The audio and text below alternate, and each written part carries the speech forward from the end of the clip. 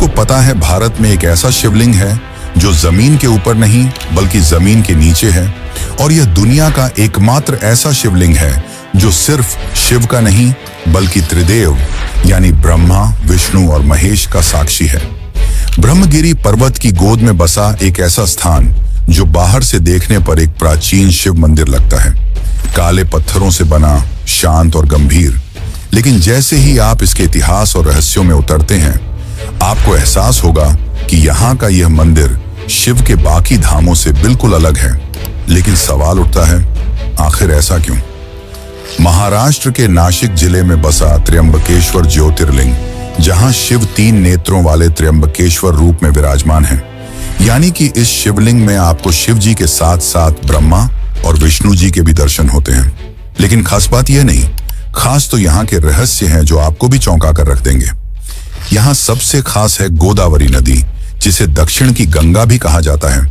लेकिन जितनी यह नदी पवित्र है, उतनी ही रहस्यमयी है इसकी उत्पत्ति की कथा। और क्या है नासक हीरे का श्रापित इतिहास। माना जाता है कि यह हीरा जिसके भी पास गया, उसका पूरा कुल समाप्त हो गया।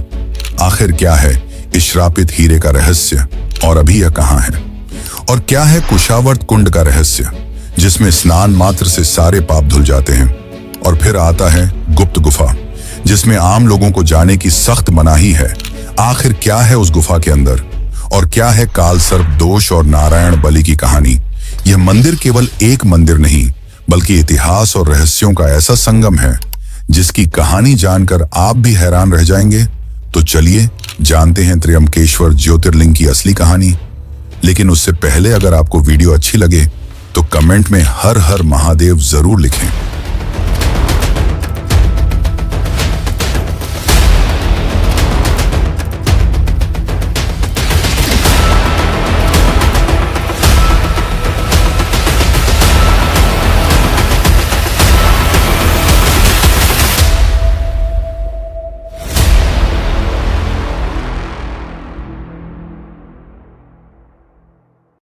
आज से हजारों साल पहले इस स्थान पर एक घना जंगल हुआ करता था।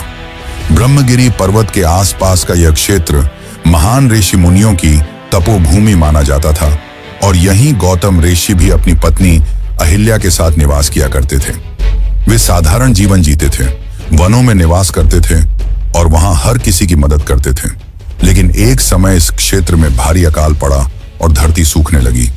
तब जन कल्याण के लिए ऋषि गौतम ने इंद्रदेव की कठोर तपस्या की, जिससे प्रसन्न होकर इंद्रदेव ने जल का स्रोत वरदान में दिया, एक ऐसा जल स्रोत जो कभी न सूखे।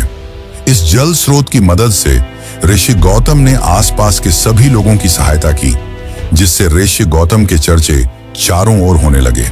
लेकिन कहते हैं ना, जहां सम्मान होता है वहां ईर्ष्या भी जन्म लेती है। ऋषि गौतम की बढ़ती प्रतिष्ठा कुछ अन्य ऋषियों को खटकने लगी, और इसी ईर्ष्या ने एक गहरे षड्यंत्र को जन्म दिया। एक दिन कुछ ऋषियों ने मिलकर एक बीमार और अधमरी गाय को ऋषि गौतम के खेत में छोड़ दिया, और जैसे ही ऋषि गौतम ने उसे हटाने की कोशिश की, वह गाय मर गई।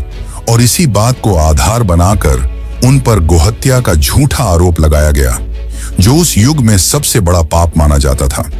ऋषि गौतम और अहिल्या पर सामाजिक अपमान का पहाड़ टूट पड़ा और उन्हें दोषी ठहराया गया, जिसके बाद ऋषि गौतम अपनी पत्नी अहिल्या के साथ घने वनों में चले गए और अपनी गलती का प्रायश्चित करने के लिए भगवान शिव की तपस्या करने लगे।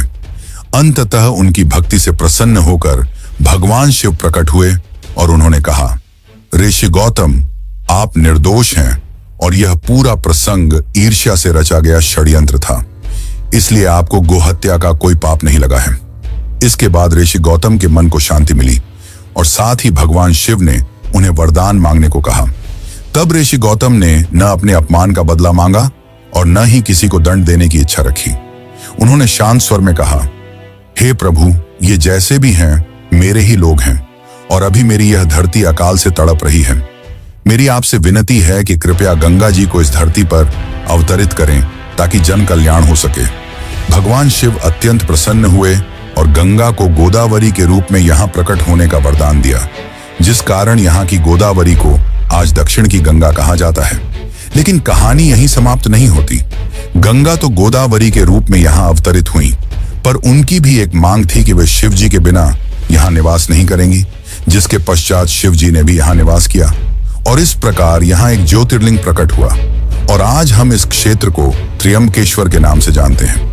लेकिन क्या आपको पता है कि जो आज आप यह मंदिर देखते हैं उसका निर्माण किसने कराया और क्या हुआ जब औरंगजेब ने इस मंदिर को ध्वस्त कर दिया? और सबसे रहस्यमयी है नासक मणि की कहानी। तो चलिए अब जानते हैं इसके निर्माण का असली इतिहास। शिवलिंग के प्रकट होने के बाद यह स्थान धीरे धीरे प्रसिद्ध होने लगा और यहाँ एक भव्य मंदिर का निर्माण कराया गया। समय बीता और फिर 17वीं शताब्दी में जब भारत मुगल शासन के अधीन था और 1690 में मुगल शासक औरंगजेब आलमगीर ने अपनी कठोर धार्मिक नीतियों के चलते कई हिंदू मंदिरों को तबाह किया और त्र्यंबकेश्वर मंदिर भी इसकी चपेट में आ गया। प्रसिद्ध इतिहासकार सर जदुनाथ सरकार ने अपनी किताब हिस्ट्री ऑफ औरंगजेब में इस घटना का विस्तार से वर्णन किया है। उनकी सेना ने न केवल मंदिर को क्षतिग्रस्त किया और मूर्तियों को तोड़ा, बल्कि इस पवित्र स्थल का अपमान करते हुए मंदिर के ऊपर एक मस्जिद का गुंबद भी बनवा दिया। इतना ही नहीं, उसने नासिक शहर का नाम बदलकर गुलशनाबाद रख दिया था। यह वह दौर था जब इस धाम की आध्यात्मिक आभा पर एक गहरा साया मंडरा गया। फिर समय का चक्र घूमा और 18वीं शताब्दी आते आते मुगल कमजोर होने लगे और मराठा साम्राज्य का उदय हुआ। मराठा सम्राटों ने मुगलों को हराकर इस क्षेत्र को वापस हासिल किया और इसका नाम फिर से नासिक रख दिया। और फिर आया वह गौरवशाली पल जब इस मंदिर का पुनः निर्माण हुआ। तीसरे पेशवा सम्राट श्रीमंत नाना साहेब पेशवा, जिन्हें बालाजी बाजीराव के नाम से भी जाना जाता है, उन्होंने इस मंदिर का पुनर्निर्माण कराया। सन 1755 से 1786 के बीच लगभग 31 सालों की लंबी अवधि में उन्होंने इस मंदिर का भव्य पुनर्निर्माण करवाया। कहा जाता है कि इस काम में उस जमाने के लगभग 16 लाख रुपए खर्च हुए। आज के हिसाब से देखें तो यह रकम सैकड़ों करोड़ रुपए से भी ज्यादा बनती है। मंदिर को दक्षिण भारत की स्थापत्य कला के अनुरूप काले पत्थरों से बनवाया गया, जो आज भी इसकी मजबूती और भव्यता की कहानी बयान करते हैं। चौकोर मंडप, ऊंचे शिखर और जटिल नक्काशी, यह सब उस समय के कारीगरों के अद्भुत हुनर का सबूत है। नाना साहेब पेशवा ने न सिर्फ मंदिर बनवाया, बल्कि उन्होंने इसे अनमोल रत्न और आभूषण भी दान किए, जिनमें से एक था वह प्रसिद्ध नासक हीरा। तो चलिए अब जानते हैं नासक हीरे का श्रापित इतिहास। लेकिन उससे पहले कृपया करके इस वीडियो को लाइक जरूर करें। त्र्यंबकेश्वर से जुड़ा एक ऐसा रहस्य है जो आस्था और इतिहास से होकर भय तक पहुंचता है। यह कहानी है नासक हीरे की। माना जाता है कि 16वीं या 17वीं शताब्दी के आसपास नासक हीरे को दक्षिण भारत की गोलकुंडा की खदानों से निकाला गया था। यह वही खदान थी जहां से कोहिनूर हीरा भी निकला था। इसके बाद यह नासक हीरा मुगल सत्ता के हाथों में गया और माना जाता है कि उस समय यह लगभग 90 कैरेट का था। इसके बाद 18वीं शताब्दी में जब मराठाओं ने मुगलों को हराया तो यह हीरा उनके हाथ आया और उन्होंने इसे त्र्यंबकेश्वर मंदिर को अर्पित कर दिया। फिर कुछ स्थानीय लोक कथाओं के अनुसार इसे भगवान शिव की मूर्ति की एक आंख के रूप में स्थापित किया गया था। माना जाता है कि इस दौरान मराठा शासकों को राजनीतिक अस्थिरता, युद्ध और आंतरिक संघर्षों का सामना करना पड़ा, जिसे इस हीरे की श्रापित शक्ति से जोड़ा गया। इसके बाद साल 1817 से 1818 के बीच एंग्लो मराठा युद्ध में पेशवा बाजीराव द्वितीय की पराजय हुई और यह हीरा ब्रिटिश ईस्ट इंडिया कंपनी के हाथ लग गया, जिसके बाद इसे लंदन ले जाया गया। लंदन में इस हीरे को प्रसिद्ध ज्वेलर्स रंडल एंड ब्रिज ने खरीदा और यही वह समय था जब हीरे को पहली बार तराशा गया, जिससे इसका वजन 90 कैरेट से घटकर 43 कैरेट ही रह गया। और यह वही क्षण था जब इस हीरे की भारतीय पहचान लगभग समाप्त हो गई। तराशे जाने के बाद यह हीरा ड्यूक ऑफ वेस्टमिंस्टर के पास पहुंचा और माना जाता है कि इस अवधि में उनके जीवन में कई आर्थिक और पारिवारिक समस्याएं बढ़ीं। यहीं से पश्चिमी दुनिया में इस हीरे के श्रापित होने की कहानियां प्रचलित होने लगीं। इसके बाद भी यह हीरा कई हाथों में गया और उनसे भी कुछ ऐसी ही कहानियां सुनने को मिलती हैं जो इस हीरे को अशुभ और श्रापित बताती हैं। इन सब के बाद यह हीरा 20वीं शताब्दी में प्रसिद्ध अमेरिकी जौहरी हैरी विंस्टन के पास पहुंचा। उन्होंने इसे और तराशा। उसके बाद यह हीरा एडवर्ड हेड नामक कलेक्टर के पास गया। 1970 के दशक के बाद से इस हीरे की सार्वजनिक जानकारी लगभग समाप्त हो जाती है। आज के समय में नासक हीरा किसी संग्रहालय में प्रदर्शित नहीं है और न ही किसी शाही खजाने का हिस्सा है। माना जाता है कि यह किसी निजी कलेक्टर के पास है, पर इसकी सटीक जानकारी किसी के पास नहीं है। वैसे मित्रों, क्या आपको पता है कि इस नासक हीरे से भी ज्यादा रहस्यमयी है यहाँ की गुफा, साथ ही यहाँ का ज्योतिर्लिंग जो भारत के सभी ज्योतिर्लिंगों से अलग है। और क्या है गोदावरी कुंड का रहस्य? तो चलिए अब इन सभी रहस्यों को भी जान लेते हैं। त्र्यंबकेश्वर मंदिर में प्रवेश करते ही सबसे गहरा प्रभाव उसके गर्भगृह का पड़ता है।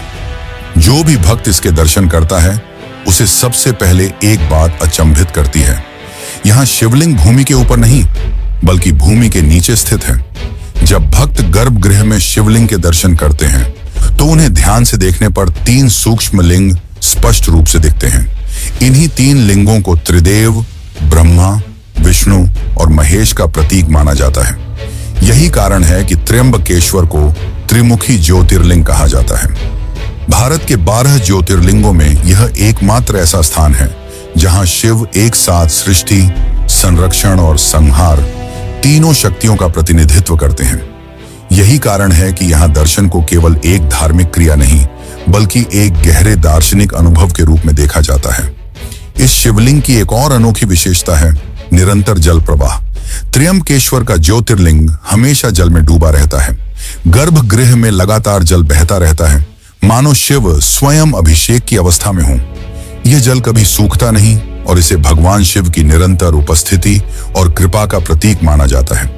एक और खास बात यह है कि हर सुबह पूजा के बाद शिवलिंग पर विशेष पंचमुखी मुकुट चढ़ाया जाता है जो शिव के 5 स्वरूपों का प्रतीक माना जाता है।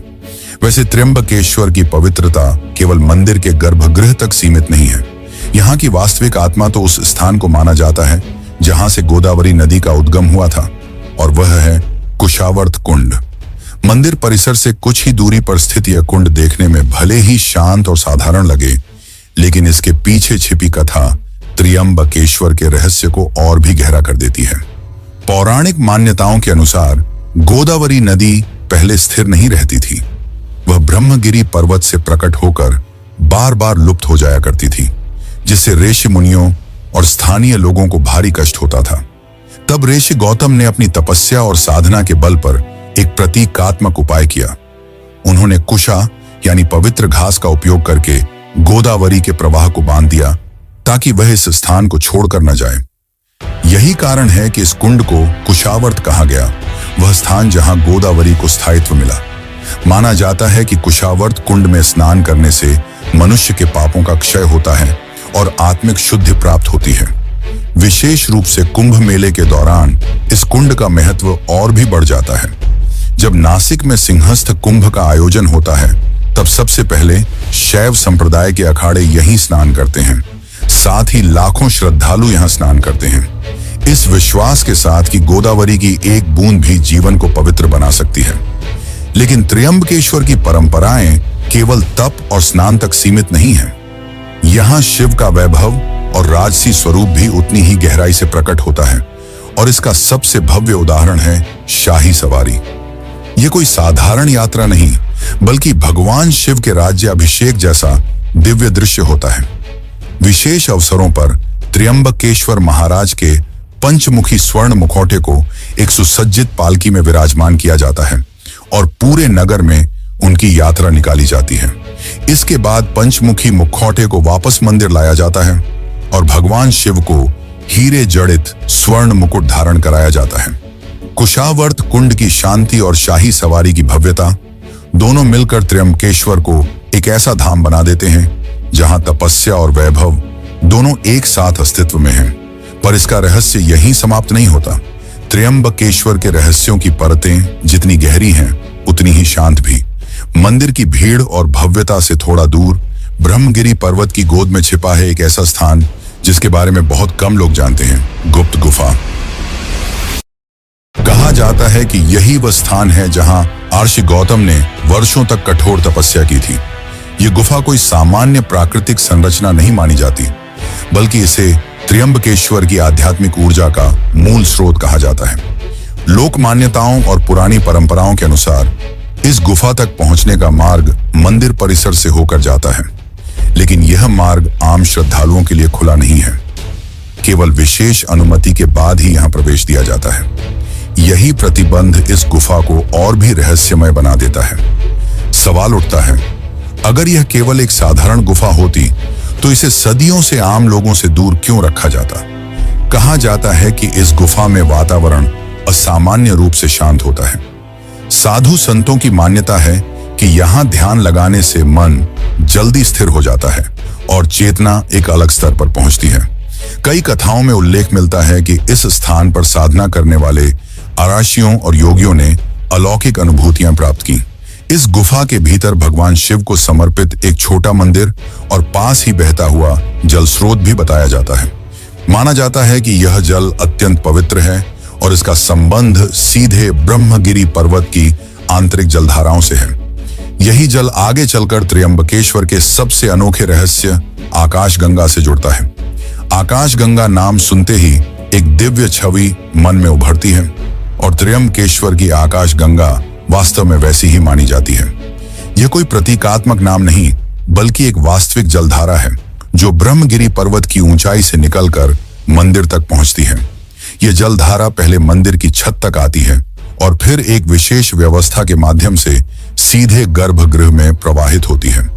यही जल त्र्यंबकेश्वर के त्रिमुखी शिवलिंग का निरंतर अभिषेक करता है। श्रद्धालुओं की मान्यता है कि यह साधारण पानी नहीं, बल्कि स्वर्ग से उतरी गंगा है। वैसे मित्रों, त्र्यंबकेश्वर केवल दर्शन का स्थान नहीं है, बल्कि यह उन लोगों के लिए भी एक आशा का केंद्र है जो अपने जीवन में आने वाली अनदेखी बाधाओं के उत्तर खोज रहे हैं। सदियों से यह मान्यता चली आ रही है कि यहाँ स्थित शिवलिंग स्वयंभू है, अर्थात यह किसी मानव द्वारा स्थापित नहीं किया गया, बल्कि स्वयं प्रकट हुआ है। यही कारण है कि त्र्यंबकेश्वर में की गई पूजा को विशेष रूप से प्रभावशाली माना जाता है। भक्तों का विश्वास है कि जहां शिव स्वयं प्रकट हुए हों, वहां की गई साधना सामान्य स्थानों की तुलना में अधिक फलदायी होती है। त्र्यंबकेश्वर का नाम आते ही सबसे पहले जिस पूजा की चर्चा होती है वह है काल सर्प दोष निवारण पूजा। तो चलिए अब इसके बारे में भी जानते हैं। ज्योतिष शास्त्र के अनुसार जब किसी व्यक्ति की कुंडली में सभी ग्रह राहु और केतु के बीच आ जाते हैं तो उसे काल सर्प दोष कहा जाता है। ऐसी मान्यता है कि इस दोष के प्रभाव से व्यक्ति को जीवन में बार बार बाधाएं, मानसिक अशांति, पारिवारिक कलह या कार्यों में असफलता का सामना करना पड़ सकता है। इसी कारण देश विदेश से लोग त्र्यंबकेश्वर आते हैं, इस विश्वास के साथ कि यहाँ विधिपूर्वक की गई पूजा से इन प्रभावों में कमी आती है। यहाँ यह समझना जरूरी है कि काल सर्प दोष को लेकर अलग अलग मत हैं। कुछ विद्वान इसे पूर्णतः ज्योतिषीय मान्यता मानते हैं, तो कुछ इसे मनोवैज्ञानिक प्रभाव से जोड़ते हैं। लेकिन इतिहास यह बताता है कि त्र्यंबकेश्वर सदियों से इस पूजा का एक प्रमुख केंद्र रहा है। यहाँ प्रशिक्षित और पारंपरिक पंडितों द्वारा वैदिक विधि से पूजा करवाई जाती है, जिसमें मंत्रोच्चार, संकल्प और प्रतीकात्मक कर्मकांड शामिल होते हैं। कई श्रद्धालु यह अनुभव साझा करते हैं कि पूजा के बाद उन्हें मानसिक शांति और जीवन में संतुलन महसूस होता है। इसी तरह एक और अत्यंत महत्वपूर्ण अनुष्ठान है नारायण बलि पूजा। यह पूजा उन परिस्थितियों से जुड़ी मानी जाती है जहां किसी व्यक्ति की मृत्यु असामान्य परिस्थितियों में हुई हो, जैसे दुर्घटना, आत्महत्या या अकाल मृत्यु। शास्त्रों के अनुसार ऐसी आत्माओं की शांति के लिए नारायण बलि की जाती है ताकि उनकी अधूरी यात्रा को पूर्ण किया जा सके। त्र्यंबकेश्वर को इस पूजा के लिए सबसे प्रमुख स्थलों में गिना जाता है। नारायण बलि पूजा केवल मृत आत्मा के लिए नहीं, बल्कि उसके परिजनों के मानसिक संतुलन और शांति के लिए भी मानी जाती है। इसमें भगवान विष्णु के नारायण स्वरूप की विशेष आराधना की जाती है, साथ ही शिव का आशीर्वाद भी प्राप्त किया जाता है। यही कारण है कि त्र्यंबकेश्वर जैसे शिवधाम में इस पूजा को अत्यंत प्रभावशाली माना गया है। और इतना निश्चित है कि त्र्यंबकेश्वर में आने वाला व्यक्ति खाली हाथ नहीं लौटता। अगर कुछ नहीं तो कम से कम एक मानसिक स्पष्टता जरूर लेकर जाता है। और यहीं पर शिव से जुड़ा एक और रहस्य धीरे से दस्तक देता है। जिस तरह त्र्यंबकेश्वर में शिव भूमिगत और स्थिर स्वरूप में विराजमान है, ठीक इसके विपरीत गुजरात के सोमनाथ ज्योतिर्लिंग को लेकर एक प्राचीन मान्यता मिलती है कि वहां शिवलिंग कभी आकाश में तैरता हुआ यानी उड़ता हुआ शिवलिंग माना जाता था। एक शिव जो धरती के भीतर है और एक शिव जो आकाश से जुड़ा है। क्या यह केवल संयोग है या शिव के दो अलग अलग रहस्यमयी स्वरूप? इस प्रश्न का उत्तर त्र्यंबकेश्वर में नहीं बल्कि सोमनाथ की कहानी में छिपा है। और अगर आप जानना चाहते हैं कि उड़ता हुआ शिवलिंग आखिर क्या था और इसके पीछे क्या रहस्य छिपा है, और अगर आप भी इसकी सच्चाई जानना चाहते हैं तो हमारी सोमनाथ वाली वीडियो जरूर देखें। बाकी इस वीडियो को अंत तक देखने के लिए आपका धन्यवाद।